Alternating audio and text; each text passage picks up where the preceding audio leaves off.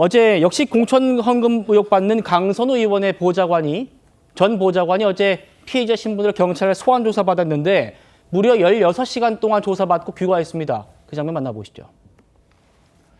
오늘 피의자 신분으로 조사 받으셨는데 어떤 점 위주로 소명하셨는지 말씀 좀 부탁드립니다. 합의 인정하셨습니까? 1억 받으신 거 맞습니까? 김경 시의원한테 1억 받고 보관하신 거 맞습니까? 오늘 어떻게 소명하셨어요? 강선우 의원이 반환 지시했습니까? 자, 일단 기자들한테는 한마디도 안 했습니다. 그런데 경찰이 16시간 동안, 무려 16시간 동안 조사를 했습니다. 김경에게 1억 받았느냐, 돈의 성격이 뭐냐, 반환 지시 받은 거 맞느냐. 그런데 이분 돈 받은 적도 보관한 적도 없다라고 내내 16시간 동안 이렇게 주장했다고 하고요.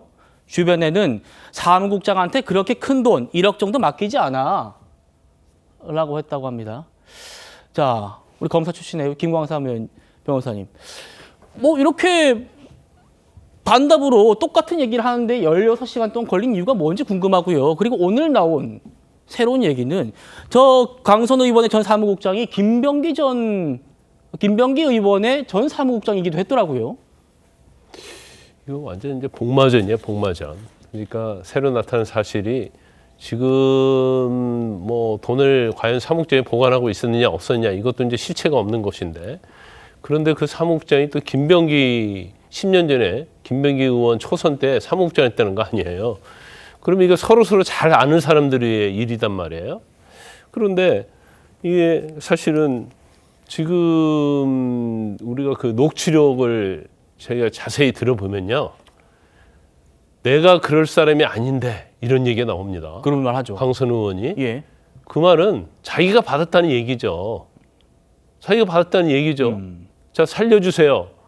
그건 김경 시의원을 공천에서 살려달라는 말도 되고, 공천을 해야만이 내가 산다는 말도 되는 거예요. 그럼 결과적으로 따지면 이 공천헌금은 제가 볼 때는 강선우 의원에게 직접 전달된 것이다. 또 근거 하나가 뭐냐면, 예. 공천헌금을 준다는 것은 범죄 행위죠. 그런데 아마 다 알 거예요. 이 범죄 행위를 하는데 중간에 사무국장이랄지 보좌관을 거칠 필요가 없는 거예요. 예. 왜냐하면 비밀에게 둘만 대면해갖고 줘야 하는 돈이거든요.